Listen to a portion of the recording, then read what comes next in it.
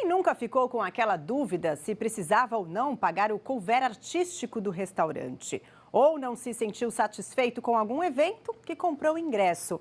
Pois é, a hora do lazer também pode trazer dor de cabeça. E no nosso quadro de hoje, É o Seu Direito, a gente dá algumas dicas de como não sair no prejuízo nessas horas. A repórter Juliana de Paula conversa agora ao vivo com um advogado. Oi, Ju, um assunto bem interessante. Eu, pelo menos, tenho muitas dúvidas. Você também tem? Bom dia para vocês. Oi, Ivan, bom dia para todo mundo acompanhando o BTV da gente, sem dúvida, né? Nós temos todos muitas dúvidas, até porque todo mundo gosta de passear, gosta de se divertir, trabalha, cursa essa questão de entretenimento. Então, quando a gente fala em direito do consumidor nessa área, com certeza está todo mundo ligadinho e fique mesmo, porque essa entrevista de hoje estou aqui com o doutor Anderson Gianetti, que é especialista em direito do consumidor, já esteve com a gente aqui. Ele já conversou tanta coisa comigo que eu fiquei assim, ó, de boca aberta. E a gente nem percebe tanto que a gente é lesada praticamente todo dia, cada vez que a gente vai curtir um show, sai para passear, sai para um simples jantar, né, doutor? Tanta coisa que a gente não observa e acaba sendo lesada mesmo. Bom dia. Exatamente. Muito bom dia, Juliana, amigos, espectadores da VTV. Sempre uma satisfação estar aqui. Bom, vamos lá então falando sobre eventos. Você citou até aí quando você estava chamando a gente a questão do couvert artístico, né? Como é que faz? Por exemplo, tô ali, fui no restaurante, fui num barzinho, tá rolando uma música. Eu sou obrigada a pagar, doutor? Tem gente que não gosta.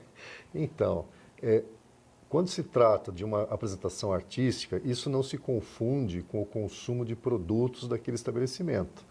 Então, desde que haja uma informação prévia que o consumidor, ao adentrar no estabelecimento, seja informado do que se trata, qual a apresentação vai ter, qual é o gênero musical, não é? Se ele foi devidamente informado, é justo, é correto cobrar um preço por isto. Então, é aquela história. É claro que algumas apresentações artísticas são imprevisíveis, né? Como o jogo de futebol. Você entra no estádio e não sabe qual vai ser o resultado do jogo. Se o seu time perdeu, não te dá o direito de receber o dinheiro de volta. Né? No caso de uma apresentação, eu diria o seguinte, você só teria condições de reclamar em duas situações.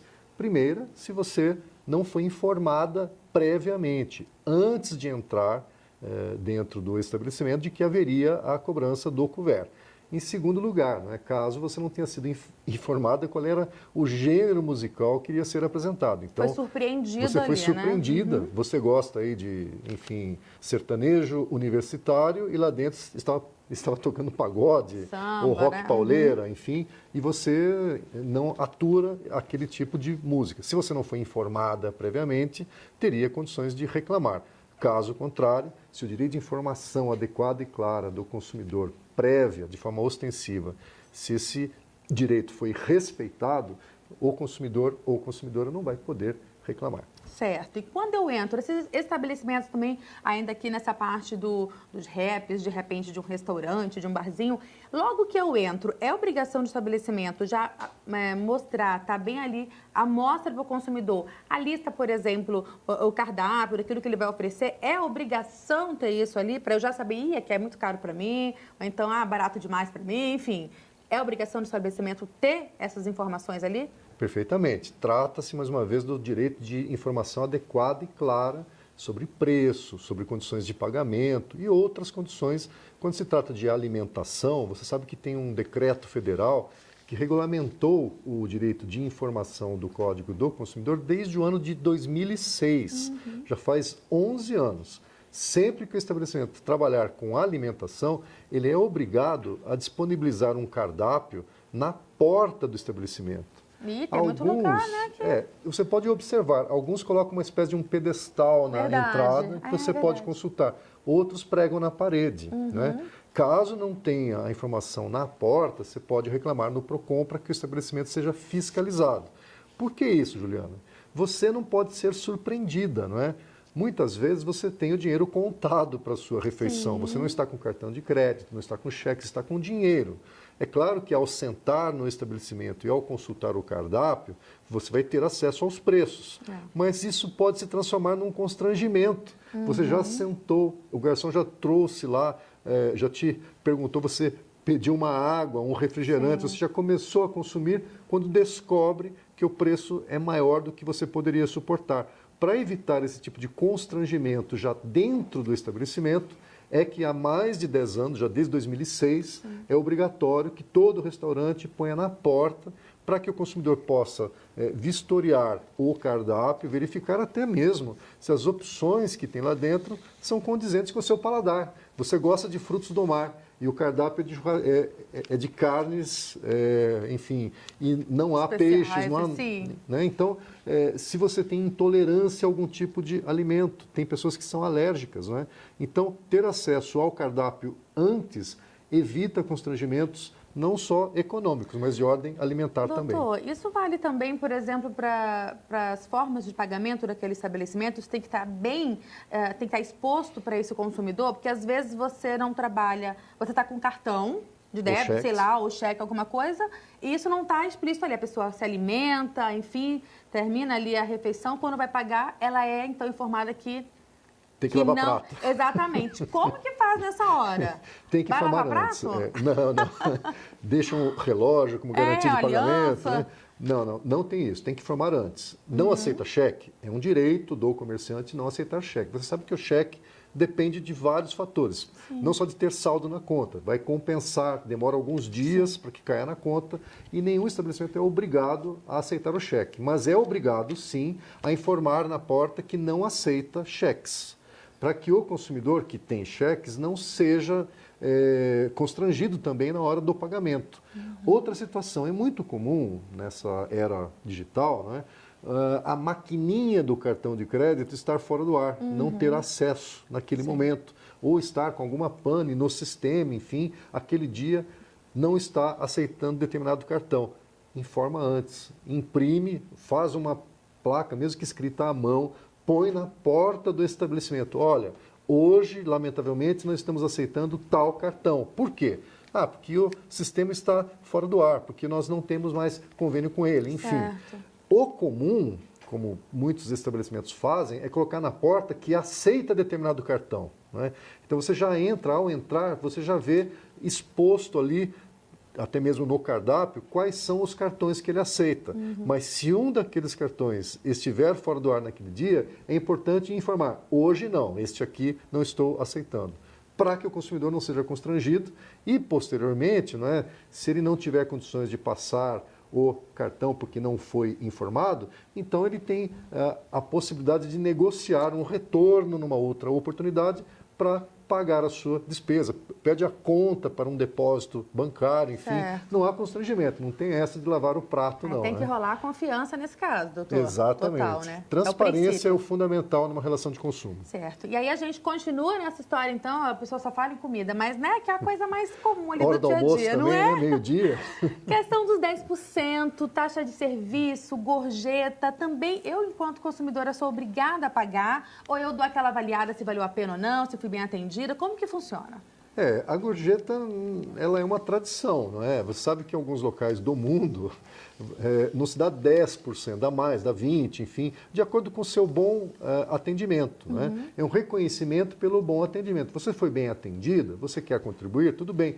Você não pode contribuir, não precisa também. Certo. Recentemente teve uma lei aprovada, né, no nosso Congresso Nacional, tentando regulamentar o pagamento da gorjeta pelo estabelecimento comercial. Porque, infelizmente, parece que alguns restaurantes se utilizavam da gorjeta como forma de substituir o salário. E todo trabalhador tem direito a ter um salário fixo, não é? Então, a gorjeta não pode ser compreendida como salário. Ela é um complemento do salário. Esta lei, entretanto, ela confirmou o que já era válido há muito tempo. Gorjeta é opcional, é facultativo. Aqui em São Paulo, por exemplo, o próprio sistema de emissão de notas fiscais, ao calcular a gorjeta, faz menção, taxa opcional. Não é? Tem um preço com e sem gorjeta.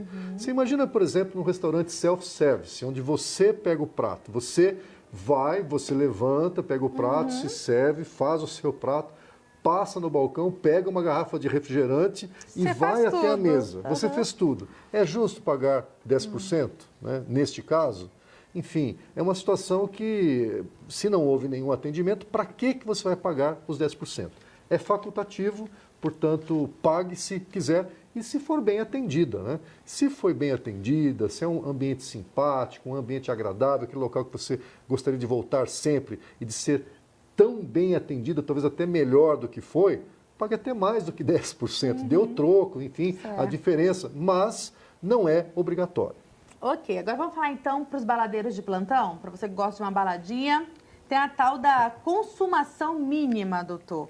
O que seria essa consumação mínima? Eu entro, eu pago, eu não pago aquilo? Como que funciona? É legal fazer dessa maneira, cobrar dessa forma os consumidores? Olha, o Código de Defesa do Consumidor, Juliana, estabelece que é proibido impor uma condição para a compra de um produto. Que tipo de condição? Condicionar a aquisição de um outro produto ou de um outro serviço. No caso da consumação mínima, o que acontece? Geralmente é assim, o estabelecimento ele vende produtos e vende diversão, você está indo lá para se divertir, enfim, aquele ambiente agradável, o pessoal que vai para as baladas tem uma expectativa também de encontros, enfim, aquela coisa toda, você paga pelo produto e pelo serviço chamado entretenimento. Agora, condicionar o entretenimento ao consumo mínimo de determinados produtos acaba incidindo nessa regra que proíbe, não é? É que nós chamamos de venda casada. Venda casada é você impor como condição, você só vai comprar esse produto que você quer se você consumir um outro produto que você talvez não queira ou está sendo oferecido gratuitamente, você não teria que pagar por isso. Né? Então, qual é a nossa recomendação? Não aceite a consumação mínima. Existem situações, inclusive, Juliana, que assim, algumas pessoas, elas consomem pouco. Elas vão num local e tomam água mineral. Elas não ingerem álcool, por exemplo. Né? E aí é obrigada a pagar uma conta mínima de R$50. Né? Você tomou uma garrafa de água e vai pagar R$50. Isso é pagar mais do que o consumo que você teve. Não há proporcionalidade, não é razoável isso. O que faz, doutor? Olha, em caso de exigência de pagamento, peça a nota fiscal discriminando qual foi a despesa que você teve, reclama no PROCON para receber de volta o valor pago a mais. Lembrando, o Código de Defesa do Consumidor estipula que toda cobrança indevida dá direito ao consumidor receber de volta em dobro o valor que pagou indevidamente. Doutor, duvido se tem alguém que faz isso. O senhor já viu uma situação dessa? Eu já vi algumas... É mesmo? Na época que nós estivemos aqui no PROCON de Campinas, alguns casos em que os consumidores reclamaram. Olha só. Mas tem que ter prova, né? E a prova é o quê? A nota fiscal do consumo. Se não derem nota, fotografa a comanda com o smartphone. Sempre, né? sempre uma notinha. Sempre. E você vai pagar, tente um meio que deixe uma prova. Pague no cartão, por exemplo. Você vai ter um recibo né, de que você fez a compra, de que você pagou aquele valor com a fotografia. Enfim, você tem provas para afirmar que houve uma cobrança indevida para pleitear a devolução em dobro. Legal. E tem outra coisa também, para quem gosta de uma baladinha, que é em relação a... Me fugiu agora aqui da memória, a questão do cartão, da comanda. A multa, né? Isso, pela você perda. entra com uma comandinha, tudo escuro, baladinha, a pessoa bebe às vezes um pouco mais, perde a tal da comanda. Aí paga multa, e uma multa imensa, muito mais do que às vezes que você teria consumido aquela noite. Isso também é ilegal? Como que a gente trata essa questão da comanda? Então, nós estamos... esse é um assunto que envolve a forma de pagamento, não é? Toda empresa, todo empresário tem o direito de escolher a forma de pagamento que lhe é mais conveniente. A gente não vê em filmes americanos que o rapaz ele chega no balcão, ele põe o dólar em cima do balcão e recebe a sua bebida. Ele paga antecipado. Não é? Alguns estabelecimentos aqui no Brasil vendem antecipadamente. Você vai num fast food, por exemplo, você primeiro paga para depois receber a sua comida. Não é? Existem outros locais que você recebe uma comanda e só vai passar no caixa depois de ter consumido. Cada um escolhe o seu método de cobrança. É claro que cada método tem riscos. Quem recebe antes, dificilmente vai deixar de receber por algo que foi vendido, exceto se houver uma nota de dinheiro falso, um cheque sem fundo. Ele minimiza o risco recebendo antes. Quem cobra depois tem qual risco? O risco da perda da comanda é um deles. Tem certas coisas, Juliana, a gente estava até comentando aqui, parece que são feitas para perder, né? É verdade. Você está numa balada, é escuro, não é? É noite, você coloca no bolso, vai dançar, dependendo do formato, se é um cartão de plástico, pode sair fora do bolso, enfim, esse risco da perda não pode ser transferido para o consumidor. Algumas casas colocam, inclusive, né, escrito na comanda, em caso de perda dessa comanda, será cobrada uma multa de R$500. Geralmente é uma coisa absurda, não é? Isso não é válido, isso é transferir os riscos do negócio para o consumidor. Só que o consumidor não é sócio da balada. Se fosse sócio, até poderia, porque ele também ia ter a divisão dos lucros da empresa, né? Mas como ele não recebe lucro, ele não deve receber os riscos que são inerentes à atividade empresarial. Qual que é a dica nesse caso? Fala, olha, existe tecnologia, tem câmeras de vídeo, dá para saber o que eu consumi. Né? Não é necessário cobrar essa multa de R$500, até porque ela é abusiva. Né? Além disso, é proibido, desproporcional. Se eu tive um consumo menor, por que pagar por algo que eu não consumi? Essa multa é completamente inválida. Se reclamado no PROCON, pode também anular, pode denunciar para que seja realizada uma fiscalização, né? Para que o estabelecimento aí seja proibido de agir dessa forma. E se você, por alguma razão, pagou por essa multa, nós retornamos àquele caso anterior. Pagou algo indevido, tem direito de receber de volta em dobro o valor pago indevidamente. Doutor, tem tanto assunto... Reclama no PROCON. PROCON, gente. Tem tanto assunto que eu não consegui fazer, juro, metade das perguntas aqui para o doutor. Eu até sugiro uma nova entrevista sobre esse tema, viu, Vanessa?